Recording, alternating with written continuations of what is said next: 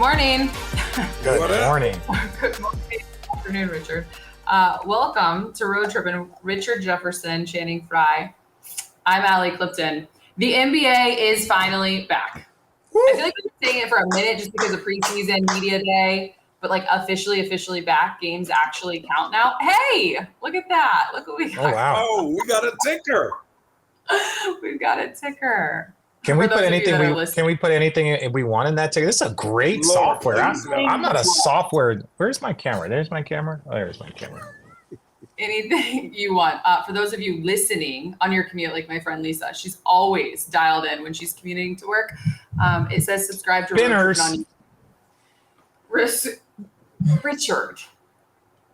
What?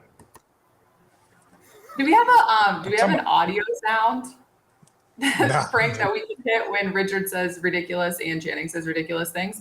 Having said that, subscribe to Road Trippin on YouTube. That's across the ticker at the bottom.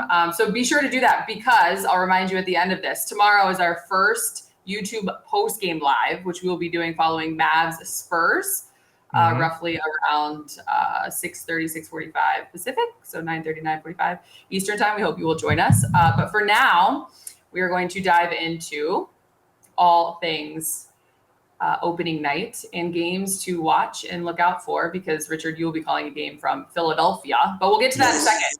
Let's first hash out. I actually want to start with, this is just kind of fun, a little storytelling, okay? I know it wasn't clearly real, as Bronny put it out in the postgame last night. But there was a funny clip and a funny video that went out where LeBron was filling his vehicle with Fruity Pebbles and basically just said, "Don't be late, Rook." It was a fun moment. And then in the post game, when asked about it, he said, "Luckily, that wasn't my car." I'm not sure he was supposed to say that. Oh, listen, you think that kid has one car? He probably was like, his dad. Damn. All right, go to the next one. Hey, go to the fleet of cars that we are having. When Daddy is a billionaire, I'm pretty sure he's just not riding one Urus. I don't agree all the time with what everyone says, but Nick Wright said one thing that I thought people don't take into consideration. Is like when LeBron went baseline and did that dunk while his son was in the game, you would have said, man, that dunk is for a 30-year-old, 34-year-old, not a damn near 40-year-old with his son playing. I think you got to realize playing basketball at that level at 40, 39, well, let's just be real, 39 is beyond anything we've ever seen. And whether, and I'm always on social media, whether people think that's cheesy or whether people think that was set up, everything had to go right. And you could say, well, LeBron did this or LeBron did that. Bronny had to do something to keep that spot. He had to do something. And honestly, in his 2 minutes, which is hard to go in there and just play 2 minutes when all this is going on, I didn't think he did bad. I think also to the point of keep that spot, the journey for Bronny to even get to that spot, I think is the one thing that you can't overlook as well. When you talk about how many things had to go right, even for him to be in the position, which I think is where a lot of the feeling comes with all of this. Right. It is remarkable. Yeah. Let me say this, and let we're really quickly. I'll say this, Jenny. Let's end this conversation first and foremost. Let's just end it. There is not a father on the planet that if they were in the position of those two that would not be in that exact same position.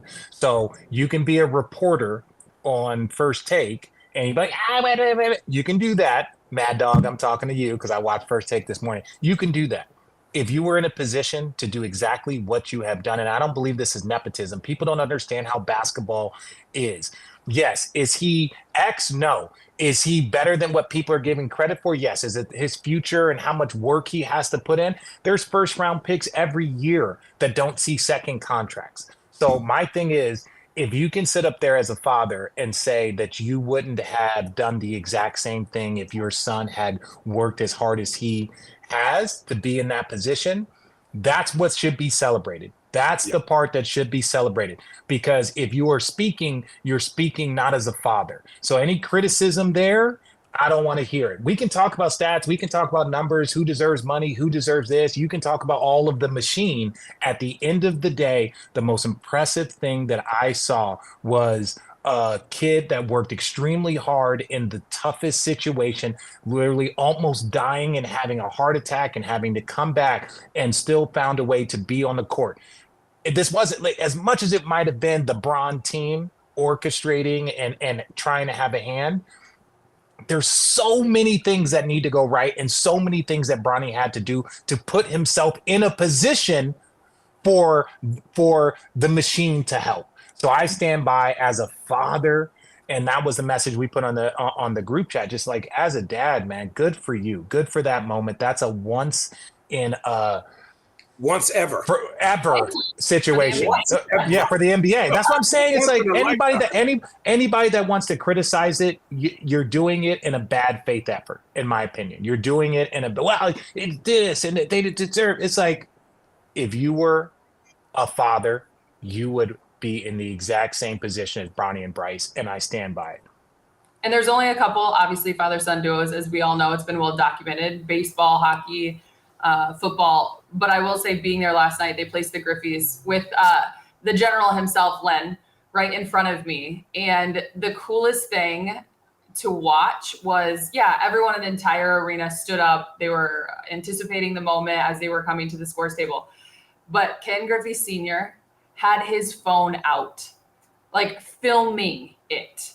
I mean, it was so special for two individuals who experienced it themselves. As they mentioned, they made history and now they're getting to watch it. There's one person. No, I'm saying, Allie, there's one person that understands it, and it's Senior.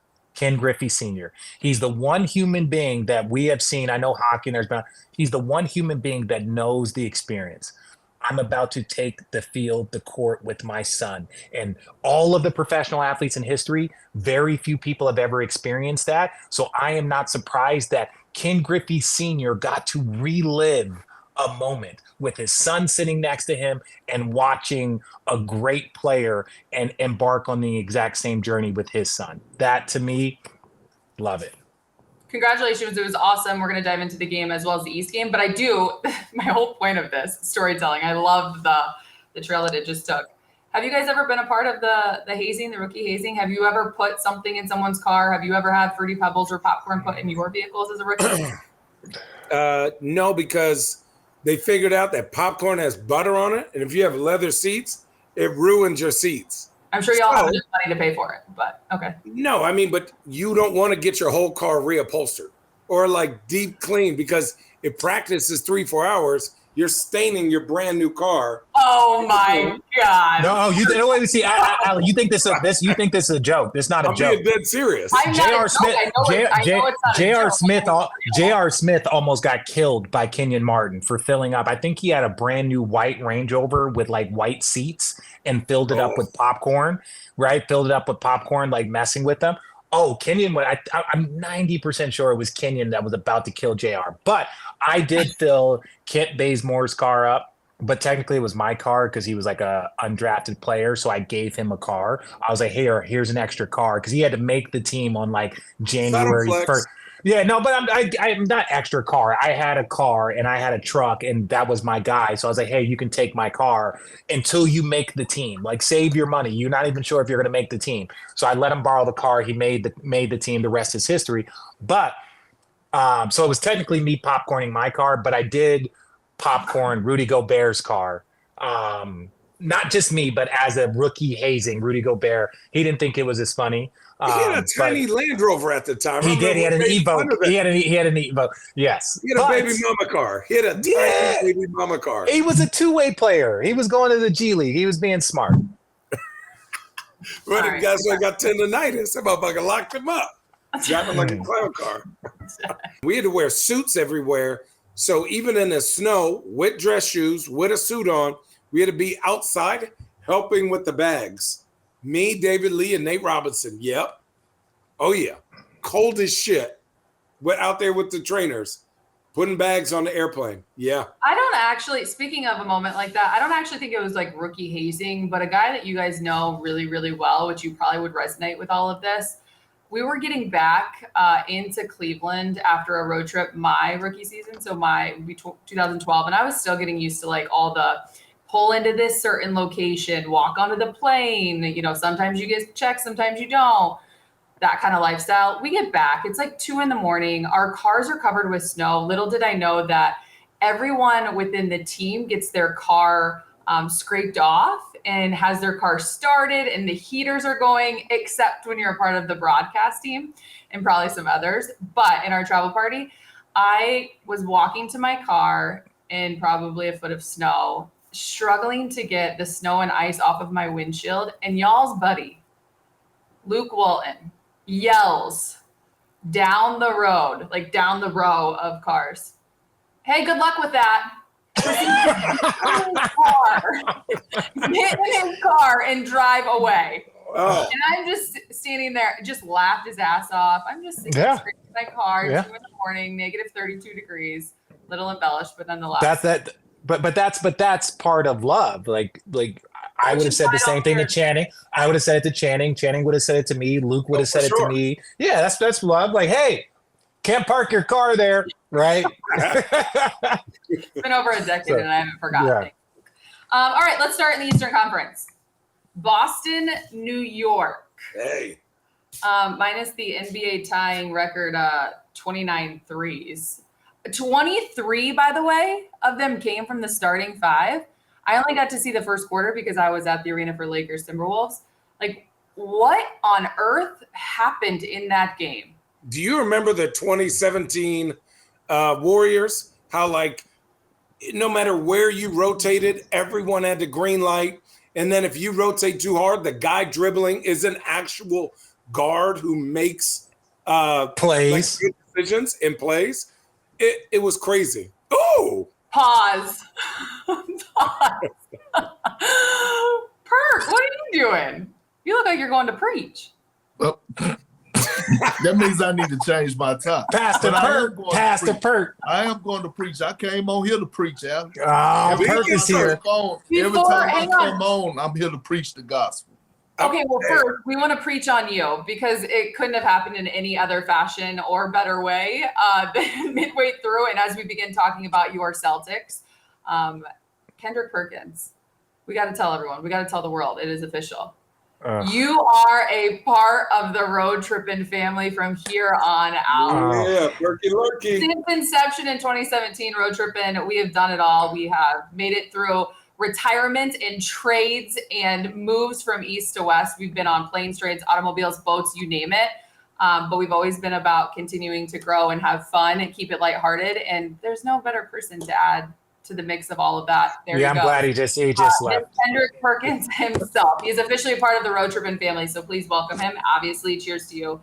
We're so excited to have you. I will say this. Thank y'all for welcoming me in the family. I'm looking forward to you and Shannon every single day, you know what I mean? And us joining every week as this part of the Road Trippin family. I've been a fan of what y'all been doing for the longest.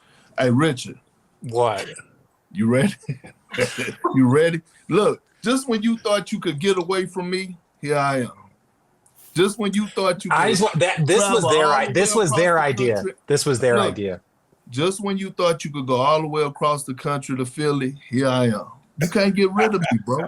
You cannot, no matter how hard you try. Wait, it's a blessing to be part of the family. I am. Honestly, all kidding aside, Perk, I am so excited to see you. I think it is going to be so exciting this year to obliterate you and hear some of your over-the-top absurd takes. So let's get started, ho. Yeah. Oh my God. Okay. Can I just say this? Can I just say this first? Yes. Hey, there was one guy that said Jason Tatum was going to be an MVP.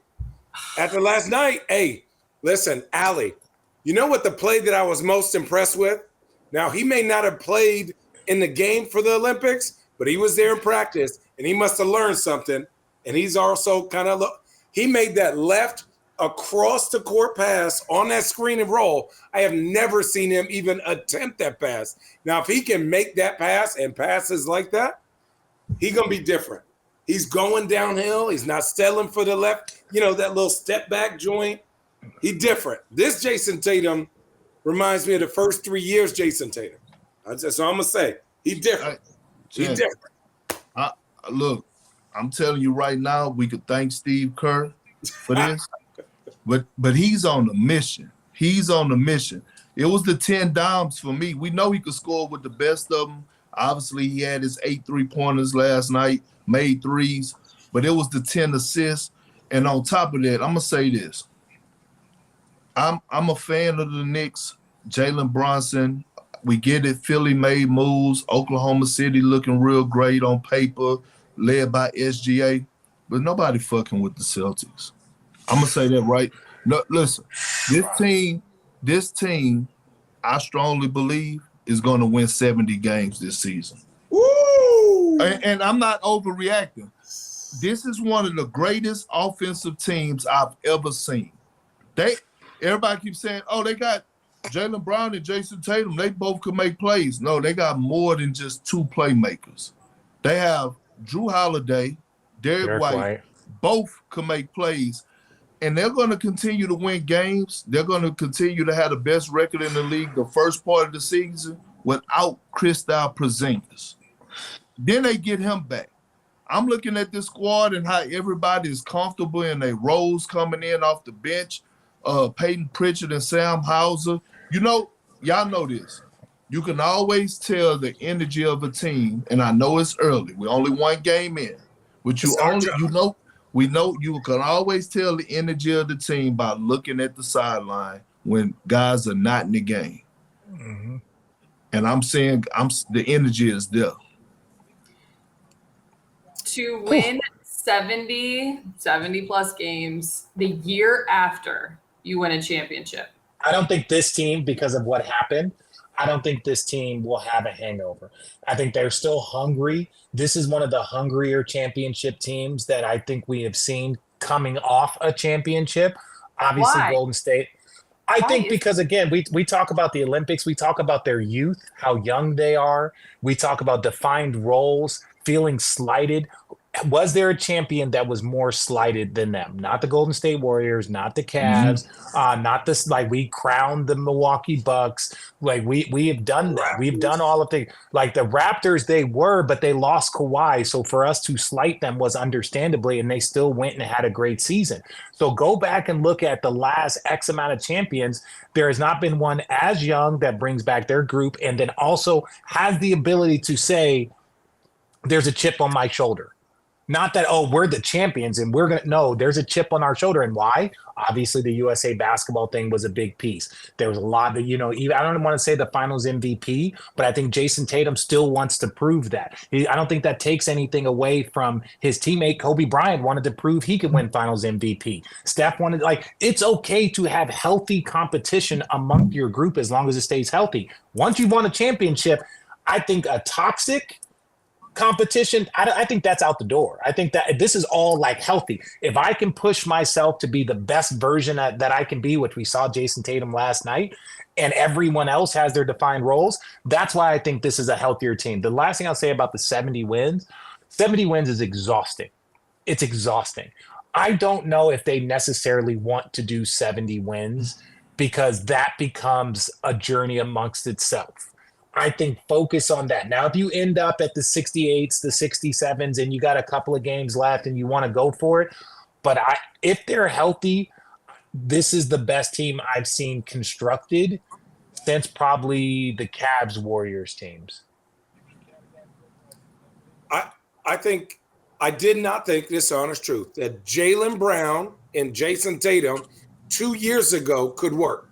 Me I just didn't think so. Well, I don't, obviously men mature, and everyone's criticism of both of them must have brought them together to say, we both need to do everything for this team to win. But each night, I don't need you to get 50. You could be special with 10 assists. His defense and his assists I was most impressed about. The threes, I go, okay, he can score. That's fine. I think their maturity as men, and the fact that they have all these things that compound their competitiveness together makes them even more dangerous. I also think playing with Derek White, playing with Drew Holiday, playing with Al Horford. We forgot to mention him about making plays. Like, he is an underrated roller to be 38 years old, still kicking out, still makes a solid three, can hit you with a pump fake kick. I just think the way they play basketball is fun. And so it's not exhausting. It's not like the old Bulls team with Derrick Rose and Joakim Noah. It's not like the Knicks where they like have to play slow and it's like grind you down.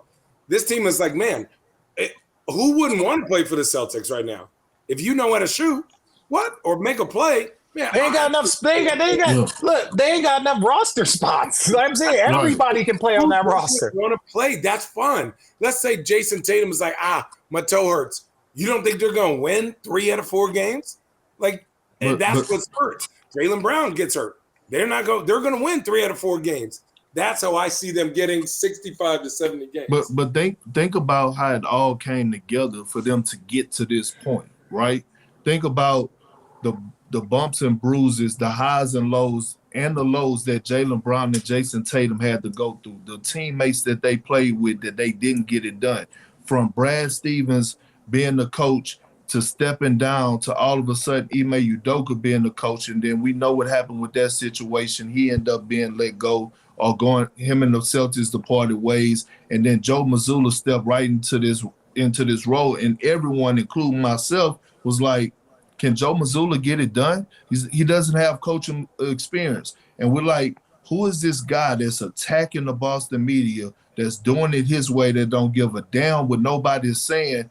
And it's Joe Mazzulla, a guy that is like a great basketball mind. And then all of a sudden the thing happened with the Milwaukee Bucks, right? All of a sudden, Giannis, before his extension, now he wants more help. He comes out, they get Dame, and they trade Drew to the Portland Trail Blazers. Then the Celtics say, you know what, we go get Drew Holiday. And then, like, everything came into place. Now, look, the one thing, they do have a short window to get this done, because that money, they paying close to $1 billion, almost close to $1 billion just for their starting 5. It's a reason. Crazy. It's a reason Wick Grossbeck and his daddy is getting out. Getting out about his salary. You know what I mean? His salary hit. So, I mean, they got to get it done, and I believe they know that, right? And they're going to maximize it. Joe Mazzulla is a walking soundbite. Like, right. He's what the media eats up and just loves. Like, to say that they don't feel, the Celtics aren't feeling the pressure because we're all going to be dead soon. He's funny.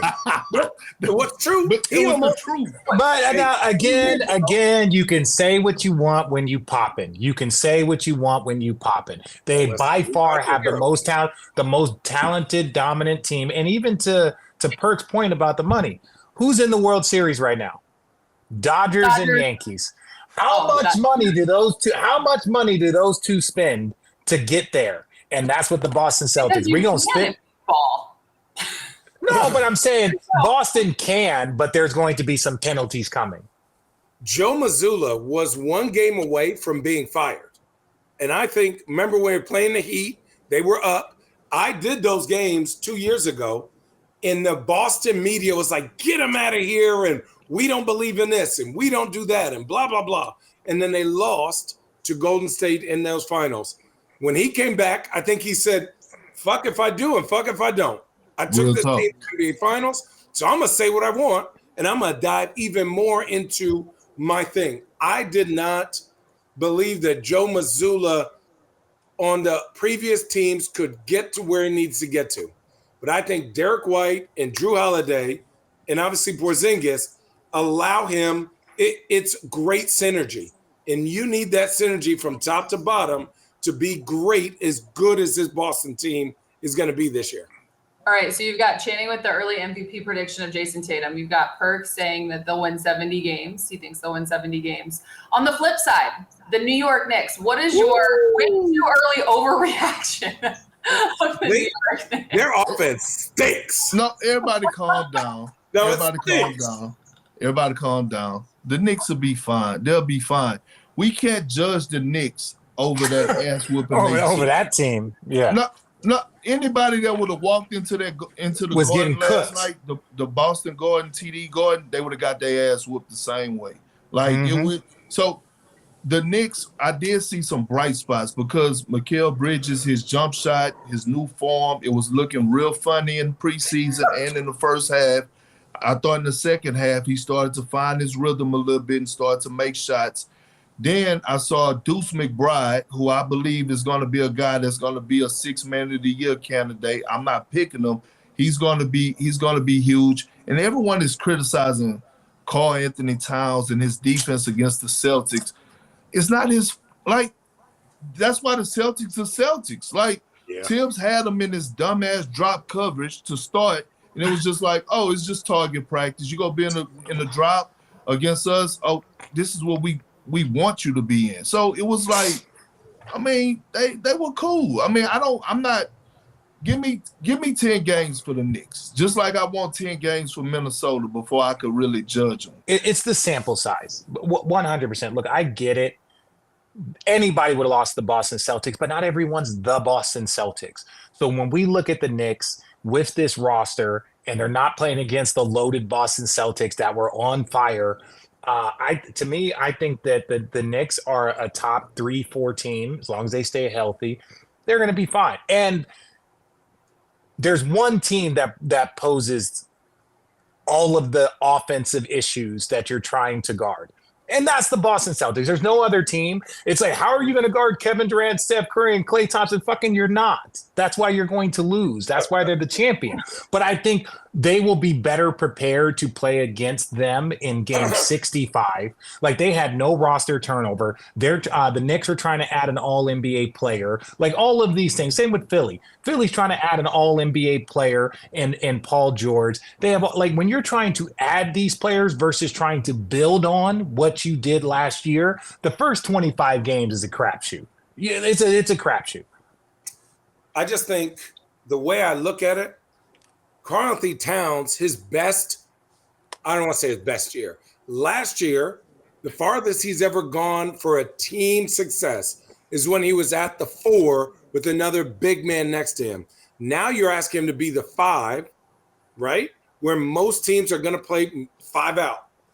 The Brunson, you can't switch Brunson on the big man. And then you can't switch Cat consistently on guards. So to me, that is the biggest thing the Knicks are going to have an issue with, is they're just going to put Brunson and Cat in every single screen and roll until Cat shows he can guard everyone. And they're just going to wear them down.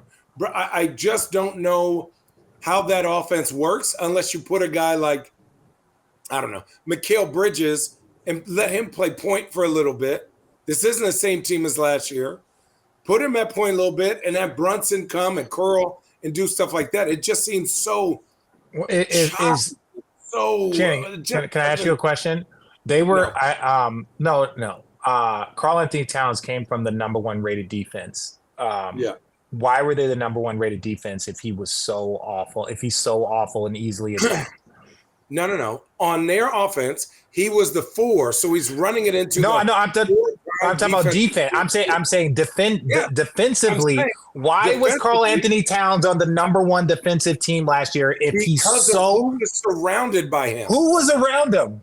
Was his name Rudy Gobert? Was Rudy Gobert? No. Yeah. Nickel Alexander and Edwards.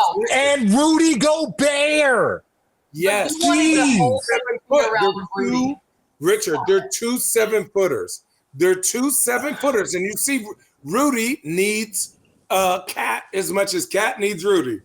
You can't. Yes, that's what I'm saying. Offensively, everything. Offensively, Rudy Gobert needs Cat. Defensively, the atrociousness that you are talking about that could cost the Knicks the season defensively is because not only is he a gap, but also his point guard is a gap defensively. So you got 2 big gaps at the point of attack. Karl-Anthony Towns has always been this defensive player. Yes, you could say Anthony Edwards, you could say this, but once any guard gets a screen and starts going downhill, when you got those guys around you, my point is you are starting to see if he's that atrocious, why was he on the number 1 defensive team? Yes, it was a collective effort. helmed by the defensive player of the year that everyone keeps giving shit to. Right now, I guarantee you, Karl-Anthony Towns looking over his shoulders like, where's Rudy? Where's my guy Rudy that everyone thinks? Mitchell Robinson. And Mitchell Robinson ain't Rudy. And Mitchell Robinson ain't Rudy. So to your point, they do have some issues. I'm not trying to compliment Rudy, and I know we're going to talk about the Lakers, and I'm just saying, so many times we want to be like, ew, and shit on somebody. Yo, you can see Karl-Anthony Towns' defense gets exposed when someone's going downhill at Karl-Anthony Towns, it's not Anthony Edwards, Nickeil Alexander, and McDaniels that they're worried about. They're worried about Rudy. That's not there, so he will get exposed because the Knicks have good perimeter defenders. Maybe not as elite at Minnesota, but they have good perimeter defenders. Tibbs is a great defensive coach for the last 20 years. There's something missing. I'm talking shit about Rudy. You just tend to. No, they all do. Channing was talking shit. Channing was talking shit last night. No, for sure it was. For sure. I'm saying in general, not just on Road Trippin. In general, people always talk shit about Rudy. You just tend to put Rudy on fucking Mount Rushmore. Excuse my language. But my gosh, maybe we'll get to the bottom of that at some point in time. I don't know. There's not a Mount Rushmore. I'm not putting him on Mount Rushmore. I just think people shit on him and don't give enough to what he adds, right? Don't tell me what he doesn't do. Tell me what he does do. He is a great regular season defender. Okay. What the fuck are half the people? How many champions do you got walking around the NBA? There's a lot of great regular season motherfuckers, aren't there? Yeah. So from Karl-Anthony Towns to Julius Randle, let's transition to the Western Conference. Don't get me started. No. Now, here's my catch-22. I'm going to talk about the good. This is why we're making the transfer. Last night, it looked like he was emotionally unavailable and like he didn't know. And this is fine. He's on a new team. He didn't know where to get his shots from. The spacing wasn't there. He was getting attacked on defense. His shot wasn't looking like confident. And to say that will be all year, I can't say that. I think he's going to be better. I think defensively, they're not going to be the same team. I think the chemistry is going to take time. As Richard said, it's always year two. You know, we have to see what's up with the Dame and Giannis. Now we have to see if Ant and Julius work. But I also have never seen Julius Randle be 1B to any team, and it worked. Julius Randle, New Orleans, 1A. Julius Randle in New York, 1A. That's how he's used to playing. That's how he's built. Now he has an alpha male and Anthony Edwards. That's like, man, you going to get whenever I'm done. Okay, let's talk about Julius Randle, right? Let's go to the stats. I get what you're saying. 5 for 10, 50%. 1 for 3 from 3. Yeah. 5 for 7. Still, go ahead. Rich, was he the second most shot? Who had the second most shot attempts after Ant? Was it Julius? No, Dante DiVincenzo at 11. It was 10 for 25. And so that's the part where Anthony Edwards is like, oh, I get to shoot all the balls. And then he realizes, like, wait, I need to get my teammates involved. So that part comes after 5-10 games. But I'm just saying, he was the one person that was positive in the starting lineup. +2. Again, I don't put that much into it. But 16 and 9 and 4 assists. 16, 9, and 4 assists. Now let's add another emotional component. He gets traded. There's an emotional component. He goes and plays against the Lakers, the team that drafted him. So it's like all of these emotions coming into this space. He 3 still teams gives you, ago, man. Get over it. No, but I'm talking about the team that drafted you. The team that drafted you. So 16 and 9. So 16 and 9 and 4 in his first game.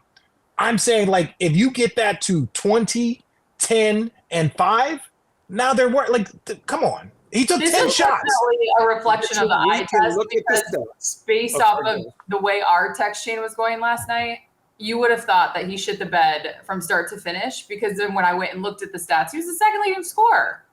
We can't look at the stat. You guys saw it with your eyeballs. Do I think he's going to be better?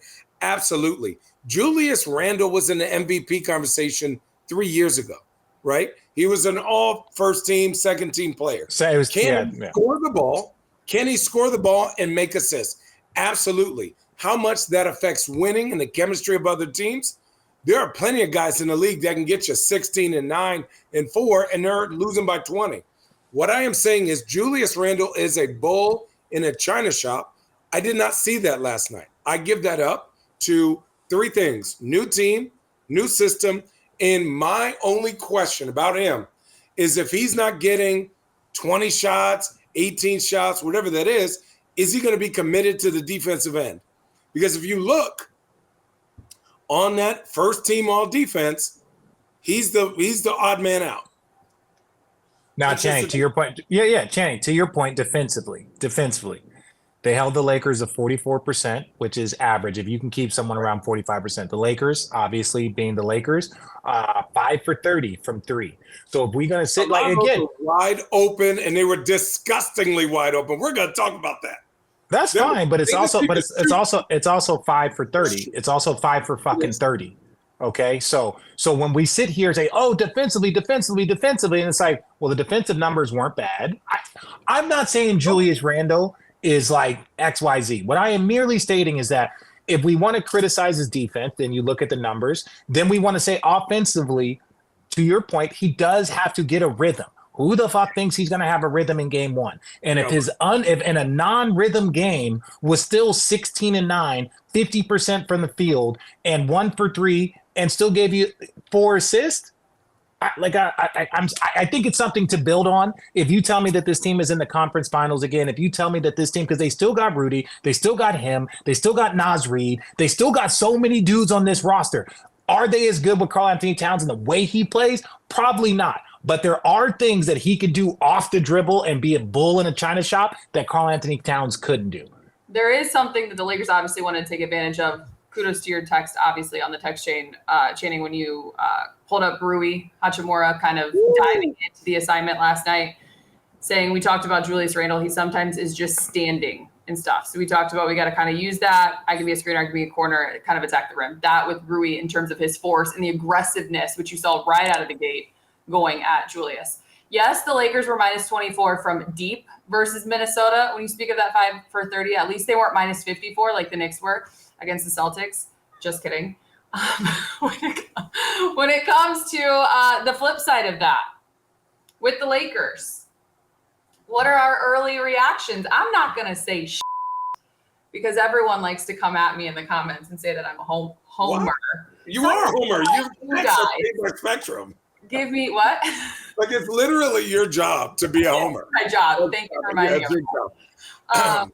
Biggest takeaways. Oh, Lakers side of things. The energy of the Lakers was, they were bricking shots. I could have kicked that bitch in the hoop more than they shot that thing. It was disgusting. Okay, but the energy, the attention to detail, and the focus, they weren't like last year and the year before. I felt like they're too cool to execute things the right way, set hard screens. Like, it is one game. This is our job to talk about one game. If they can continue to build on that in the energy that they run their defensive schemes and offensive schemes, I believe this team to be a top 7 team in the West. And AD is energized. And we said, hey, is AD going to be energized? And is JJ going to get him the ball? And they did. And he absolutely barbecue chickened everybody on Minnesota. JJ said it. He said he was going to feature him. I was a little worried because his first shot was off an offensive rebound, AD. And I was like, okay, we 5-6 minutes in. He got one shot. Again, you're wanting to see. You want to be like, because in football, they will script plays, right? The first 5 plays, this is what it is. Basketball, there's some coaches that still do that. Like, these are our first 5 plays so we can see what are they doing in pick and roll? How are they handling post-ups? What are they doing on our motion? So a lot of those things. And so to watch him, and again, there are so many stats. Let me pull this shit up about Anthony Davis that was really, really impressive in my opinion, that even everyone noticed. It was the amount that he had the ball, the amount of seconds that he touched the ball in the fourth quarter. There were so many things that were greater than they had been, not only in the prior season, but in other seasons leading up to that. So for me, I love the approach. Now, when you are that dog and you are that dude, there is a wear and tear that comes. And I feel like that's the part. Can Anthony Davis be that dude? 1,000%. 1,000%. You want to make sure that he gets touches, he gets rhythm, and that he can be durable to get him through, because that's going to be their secret to success. If they can win shooting like that from three, they're in the postseason. How about, speaking of a big reason as to why they were able to win, shooting 5 of 30 from deep. Yeah. Say whatever you want about analytics, and we know that JJ Redick is an analytic guy. It was brought to his attention that last year, when it comes to the possession battle from a turnover standpoint, last year, the fewest turnovers that Minnesota forced in a game, obviously you mentioned they were the top-rated defense, 4th in points allowed per game last season. The fewest turnovers they allowed was 8. The Lakers had 7 turnovers last night. A clean game for first game of the year. For first game of the year. Yeah, I also think they also forced 16 turnovers. Again, I think spacing for Minnesota is absolutely imperative. Absolutely. And I don't think they had the right spacing that they needed. I also think Anthony Davis defensively this year is going to get more attention than he has in the last 4 years. Because what he was doing defensively may not be in the stat sheet, but that shit was crazy. He would shut down a whole half of a court. Like, he was like, yep, y'all going to go play on that side. I'm right here, and if you come near me, I'm going to block it or I'm going to contest it. And that energy became infectious.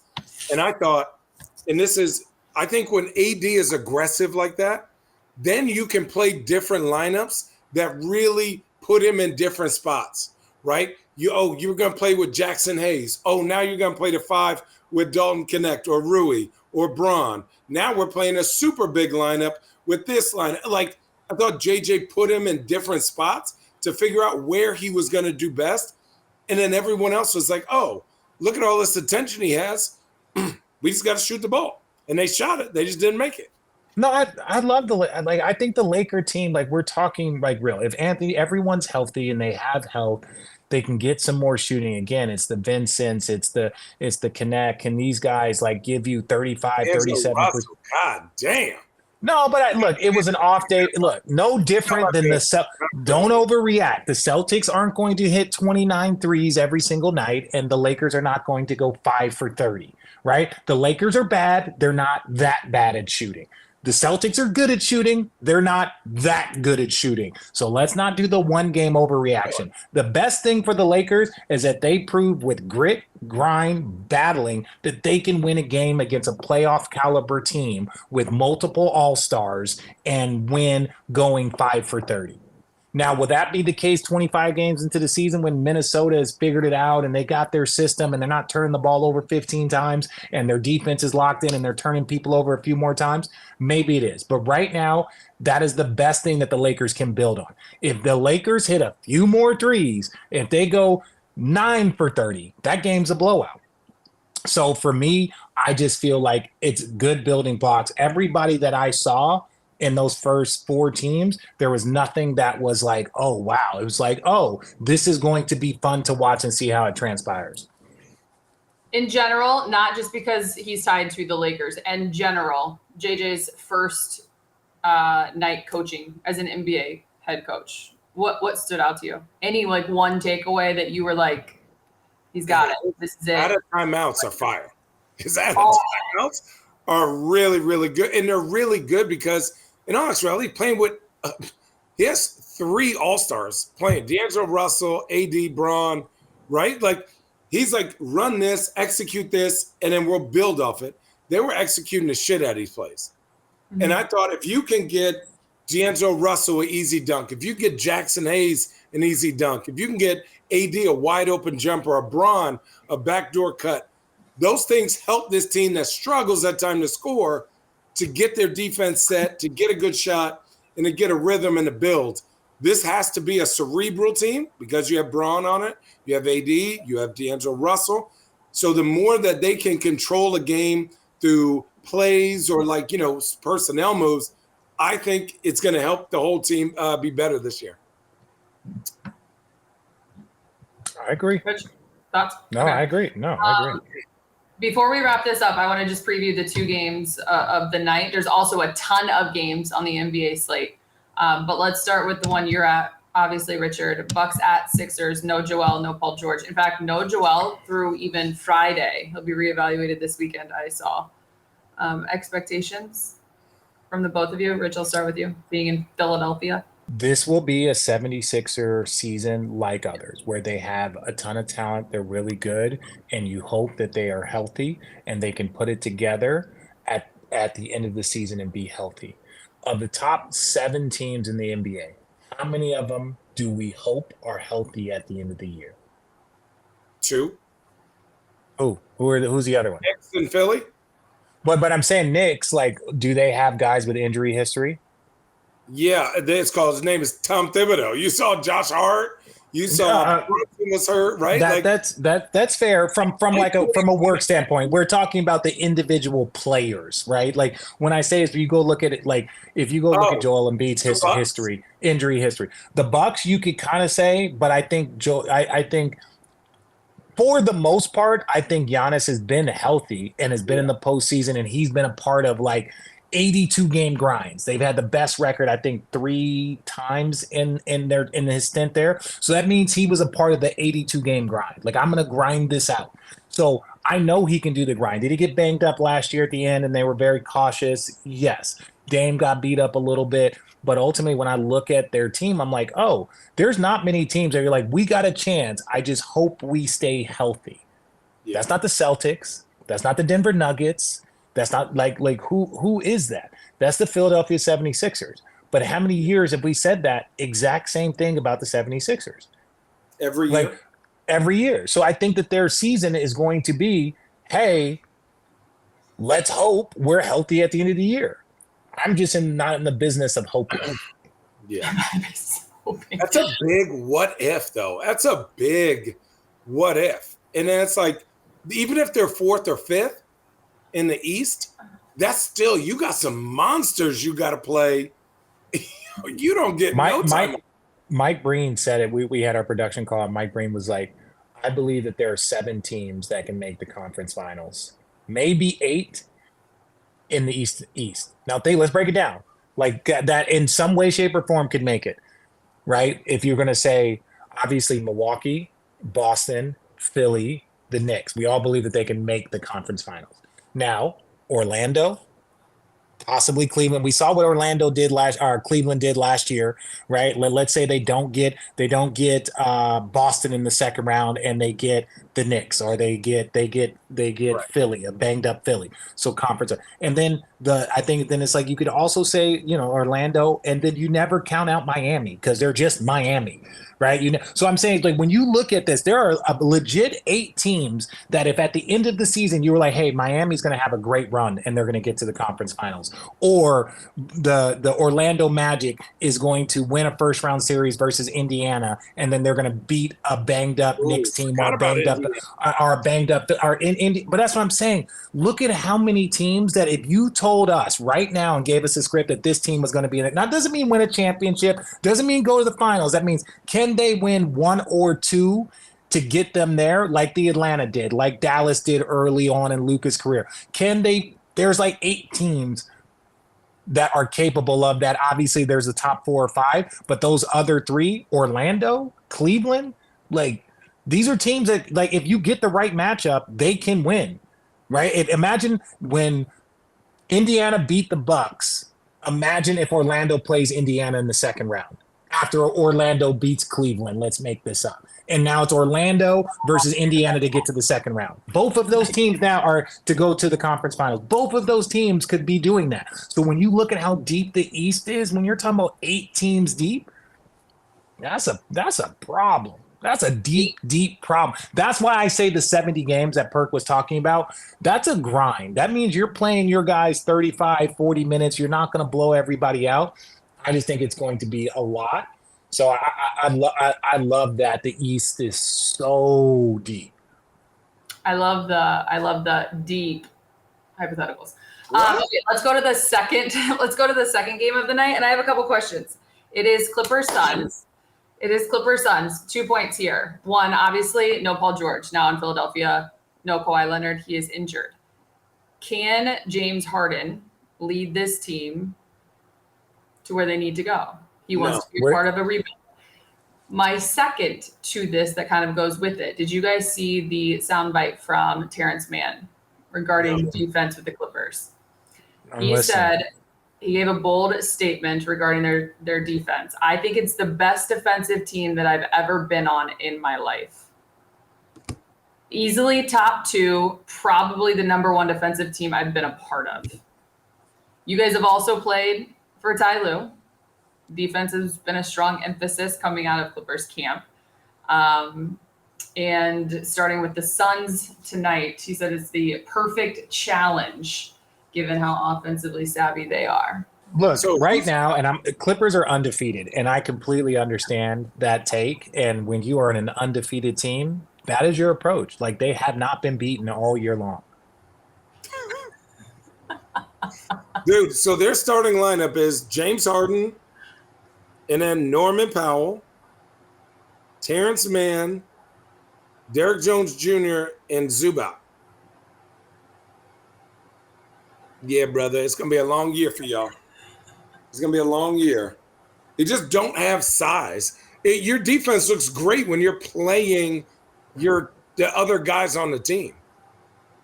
Man, it's going to be a long year for the Clippers. I think Ty Lue's going to do his best. Now, do I think they're going to contend 8, 9, 10? 7, 8, 9, 10? Probably. I just think you're asking James Harden, who's been asked 3 years in a row to take a back seat, to all of a sudden go, hey, do you remember 2013? Give me that, James Harden. Like, that's 11 years ago. I feel like we've talked about that a lot over the last couple of years with James Harden.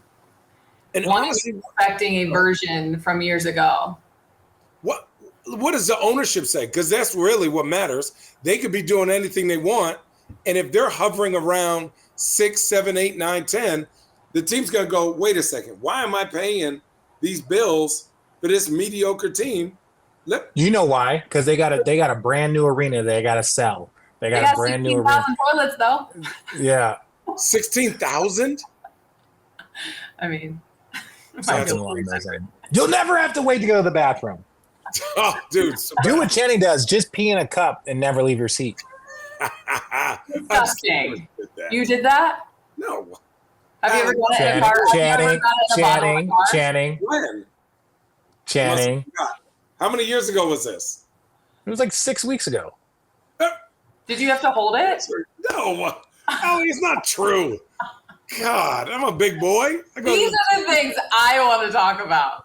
All right, so Clippers Suns, expectations overall. Suns, let's talk about the Suns. Dude, I'm excited. I think their only issue is they don't have a real rim roller. Obviously, Mason Plumlee is going to play limited minutes. Mason. Why is Mason Plumlee? I like Plum. I like Plum Dog. I like Plum. Is there big? Yeah, Plum Dog. I like me some Plum Dog. Nurk starts. Now, if Nurk can roll to the hoop and make plays, then they're going to be dangerous. But also, how much is Tyus really going to do this? I love it. No. I think that's where I like Plum and I like Tyus as off-season pickups, as like little puzzle pieces. To me, those guys fill a role that was needed, right? Tyus Jones, to me, he's going to be the new Mario Chalmers. Right? He's going to be the new Mario Chalmers, where he just gets abused by everybody. Give me the ball, do this. So it's like, but that's what he does. He's a very good point guard that doesn't turn over the ball, that gets them in position. So if he gets them in position and they have an offense, which we know Bud is great at creating offense and habits, that's where his strength is. His in-game adjustments is something that people have questioned, but we know he is great at creating a structured system that allows people to be successful. We've seen it in Atlanta. We've seen it in Milwaukee. We've seen it too many times. He's going to get them in a constructive, organized system, and they have at least a facilitator. They didn't even have a point guard. We were talking about that day one. Where's your point guard? Yes, Everyone can facilitate, but to have someone that's like Kevin Durant, you go there, Devin Booker, you go there, and he can spot up shoot. So I love that. Plum Dog on the roll now, and he's a great passer. People don't give him enough credit. He's a very good passing big man. He can move a lot better, and he can finish. So if he comes off a pick and roll, you throw it to him. Now you got to make decisions. And that's what it is. You got to make decisions when you got 3 high-level shooters and scorers like that. So I like the Phoenix Suns. I think they're in a much better position than they were last year because why? Like Channing said, they're in year 2. Year 2 is the year that you decide what this team is capable of.